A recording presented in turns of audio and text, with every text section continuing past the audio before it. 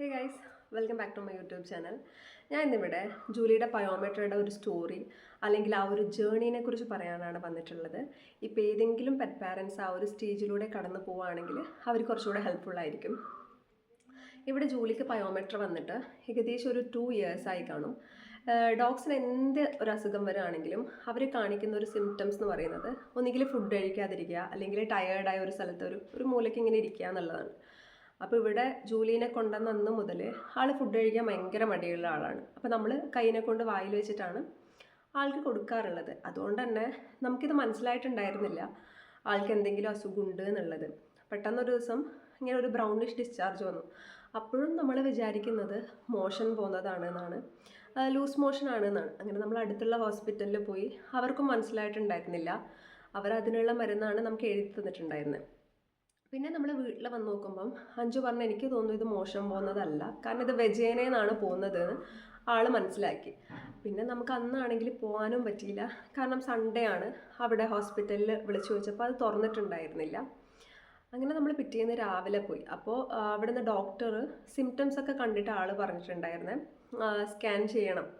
അപ്പോൾ അതിലിടയ്ക്ക് നമ്മളിങ്ങനെ യൂട്യൂബിൽ സെർച്ച് ചെയ്യുന്നുണ്ട് ഇത് ഏതിൻ്റെ സിംറ്റംസ് ആണ് എന്നുള്ളത്. അപ്പോൾ പയോമെട്രാന്ന് കണ്ടപാടെ പിന്നെ നമ്മളിങ്ങനെ പ്രാർത്ഥിക്കലാണ് അതാവരുതേ എന്നുള്ളത്.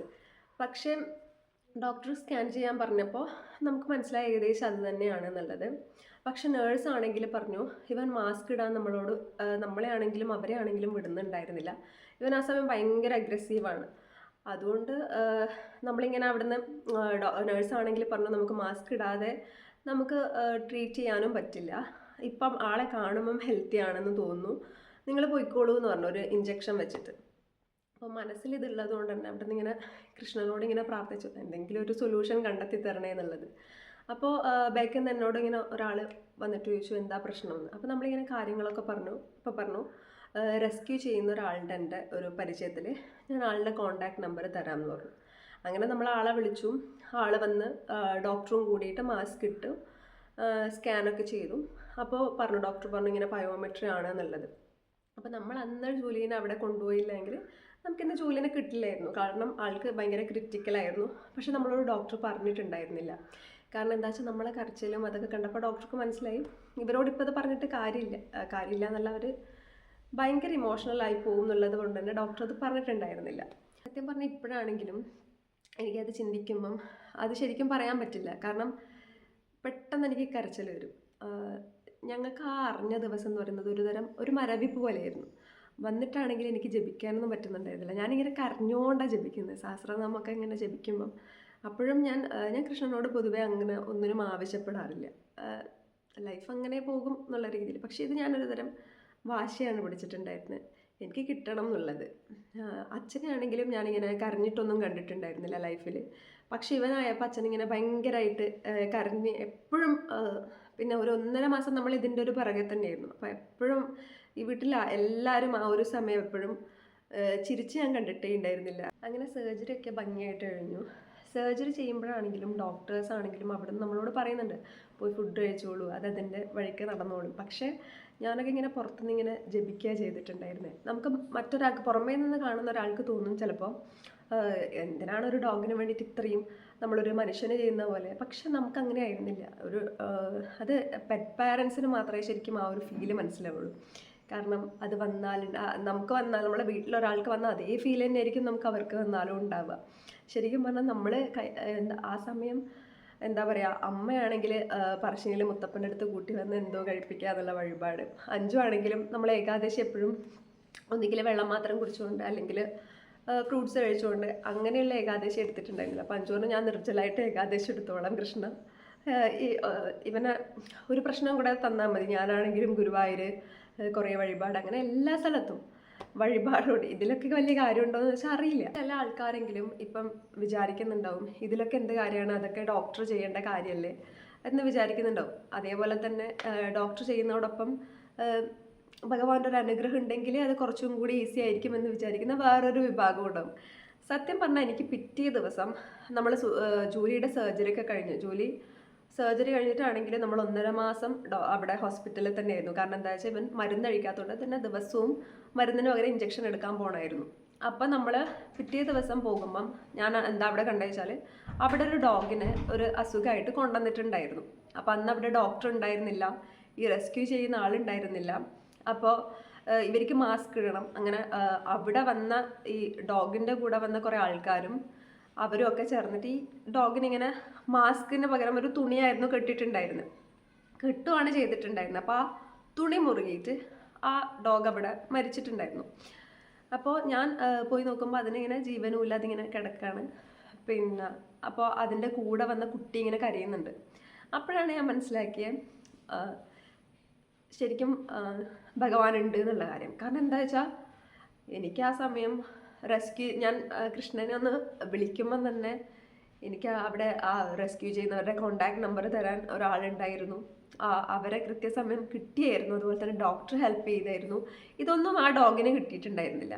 ഞാൻ ശരിക്കും ഈ കൃഷ്ണൻ അല്ലെങ്കിൽ ആരോ ആവട്ടെ, കൃഷ്ണനാണെങ്കിലും യേശു ആണെങ്കിലും അള്ളാഹു ആണെങ്കിലും ശിവനാണെങ്കിലും ആരോ ആവട്ടെ, ആ ഒരു ഇതുണ്ട് എന്നുള്ള കാര്യത്തിൽ ഞാൻ വിശ്വസിക്കുന്നുണ്ട്. കാരണം എന്താ വെച്ചാൽ അത് നമ്മൾ പല രൂപത്തിൽ ആരാധിക്കുന്നു എന്നേ ഉള്ളൂ. ആൾ ചിലപ്പോൾ ഒന്നായിരിക്കാം.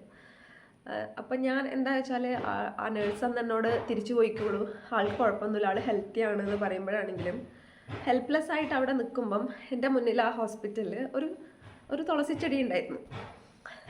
എനിക്ക് പറയാൻ കിട്ടില്ല ശരിക്കും പറഞ്ഞാൽ. അപ്പോൾ എനിക്ക് ആ തുളസിച്ചെടി കണ്ടപ്പോൾ എനിക്ക് എൻ്റെ കൃഷ്ണനെയാണ് ഓർമ്മ വന്നത്. എനിക്കിപ്പോൾ തുളസിച്ചെടി ആണെങ്കിലും ഒരു മയിൽപ്പീലി ആണെങ്കിലും കണ്ടാൽ എനിക്ക് കൃഷ്ണനെയാണ് പൊതുവെ ഓർമ്മ വരാറ്. അപ്പം ഞാൻ എൻ്റെ കൃഷ്ണനോട് പറഞ്ഞു, എനിക്കാണെങ്കിൽ ആ റെസ്ക്യൂ ചെയ്യുന്ന ആൾ പെട്ടെന്ന് തന്നെ ഓടി എത്തിയായിരുന്നു. അപ്പം ഞാനതിൽ വിശ്വസിക്കുന്നുമുണ്ട്. അപ്പോൾ ഓരോരാൾക്ക് ഓരോ വിശ്വാസങ്ങളാണ്. ഇപ്പം ഇത് കേൾക്കുമ്പോൾ ചില ആൾക്കാരെങ്കിലും വിചാരിക്കാം ഈ കൃഷ്ണന് അസുഖം വരുത്തിക്കാതിരിക്കായിരുന്നല്ലോ ഡോഗിന്. അപ്പോൾ അങ്ങനെ വിശ്വസിക്കുന്നവർക്ക് അങ്ങനെ വിശ്വസിക്കാം. ഓരോരുത്തരും ഓരോ രീതിയിൽ വിശ്വസിക്കട്ടെ. ജൂലിനെ കുറിച്ച് പറയുകയാണെങ്കിൽ ആൾ ഈ പയോമെട്രി വരുന്നതിന് മുന്നേ ഭയങ്കര അഗ്രസീവാണ്. ഇവിടെ കൊണ്ടുവന്ന അന്ന് മുതൽ ഇപ്പം എന്തെങ്കിലും ഇടിപൊട്ടുകയാണെങ്കിൽ വെടിപൊട്ടുകയാണെങ്കിൽ ഇതൊക്കെ ഭയങ്കര പേടിയുള്ള കാര്യം ആൾക്ക്. അപ്പം നമ്മളിപ്പം ആളെ ഹെൽപ്പ് ചെയ്യാനാണ് നമ്മൾ അടുത്ത് പോയിട്ട് വന്നോ എൻ്റെ കൂടെ കിടക്കാന്നുള്ള രീതിയിൽ എടുക്കാൻ നോക്കിയാൽ ആൾ കടിച്ച് നമ്മളൊരു വകയാക്കും. എൻ്റെയൊക്കെ കൈ ഇങ്ങനെ അനക്കാൻ പറ്റാതെ ഒടിഞ്ഞ പോലെയൊക്കെ ആയിട്ടുണ്ട്, അത്ര വല്ലാണ്ട് കടിക്കുമാണ്. അതുപോലെ തന്നെ ആളെന്തെങ്കിലും സാധനം നമ്മൾ എടുത്താൽ. അപ്പോൾ ഈ പയോമെട്രി വന്നതിന് ശേഷം ആളിങ്ങനെയായിരുന്നില്ല. കാരണം ആള് ആ ഒരു 1.5 മാസം അല്ലെങ്കിൽ 2 മാസം നമ്മൾ നോക്കുന്ന രീതി ആൾക്ക് മനസ്സിലായി. കാരണം നമ്മൾ അത്ര ഇവനെ മറ്റേ ഉറക്കൊഴിഞ്ഞ് നോക്കുക എന്ന് പറയുന്നില്ല അത്ര. കാരണം ഇവിടെ സ്റ്റിച്ച് ഉള്ളതുകൊണ്ട് തന്നെ വയറിൽ യൂട്രസൊക്കെ ഇങ്ങനെ ഇവന് ക്രിറ്റിക്കൽ ആയതുകൊണ്ട് തന്നെ ഭയങ്കര പഴുത്തിട്ടായിരുന്നു ഉണ്ടായിരുന്നത്. നമുക്ക് കാണിച്ചു തന്നിട്ടുണ്ടായിരുന്നു ഡോക്ടർ. അപ്പോൾ ഇവിടെ സ്റ്റിച്ച് ചെയ്തപ്പം അത് ആ മുറിവ് ഇങ്ങനെ ഭയങ്കരമായിട്ട് നമ്മൾ ശ്രദ്ധിക്കണം, നിലത്ത് പൊടിയിൽ അങ്ങനെ ഒന്നും ആവരുത്. അപ്പോൾ ഇവൻ അത്രയും ഉറക്കൊഴിഞ്ഞിട്ടാണ് നമ്മൾ നോക്കുന്നുണ്ടായിരുന്നത്. അപ്പം അതിനുശേഷം നമ്മൾ ഈ നോക്കുന്ന കണ്ട് മനസ്സിലായതിനു ശേഷം ഇത്ര വരെയും അവൻ ഒട്ടും അഗ്രസീവ് അല്ല. അവൻ ആ സ്വഭാവേ മാറിക്കിട്ടെ. എനിക്ക് തോന്നുന്നു ഒരു പക്ഷേ ഈ പയോമെട്രി വന്നത് നമ്മളെ സ്നേഹം അവനെ തിരിച്ചറിയാനായിരിക്കാം ഒരു പക്ഷേ. കാരണം അവനറിയില്ലായിരുന്നു നമ്മൾ ഇത്രത്തോളം അവനെ സ്നേഹിക്കുന്നുണ്ട് എന്നുള്ള കാര്യം. കാരണം അവൻ ചിന്തിച്ചത് സാധാ എന്നെ നോക്കുന്ന ഒരാൾ ആ ഒരു രീതിയിൽ മാത്രമേ ചിന്തിച്ചിട്ടുണ്ടായിരുന്നുള്ളൂ. പക്ഷെ ഇത് വന്നതിന് ശേഷം ആൾക്ക് മനസ്സിലായി നമ്മൾ അവന് കൊടുക്കുന്ന ഇമ്പോർട്ടൻസ് എത്രയാണ് എന്നുള്ള കാര്യം. അങ്ങനെ ആള് ഭയങ്കര നല്ല കുട്ടിയാണിപ്പോൾ. ശരിക്കും കൃഷ്ണൻ പറയുന്ന ഒരു കാര്യമാണ് everything happens four A reason എന്നുള്ളത്. പക്ഷെ അതിൻ്റെ അർത്ഥം എനിക്ക് ഇത്രയും കാലമായിട്ട് മനസ്സിലായിട്ടുണ്ടായിരുന്നില്ല. ഇതാണ് എൻ്റെ ജോലിക്കുട്ടി. ദേഷ്യം പിടിച്ചിട്ട് പോയിക്കോ.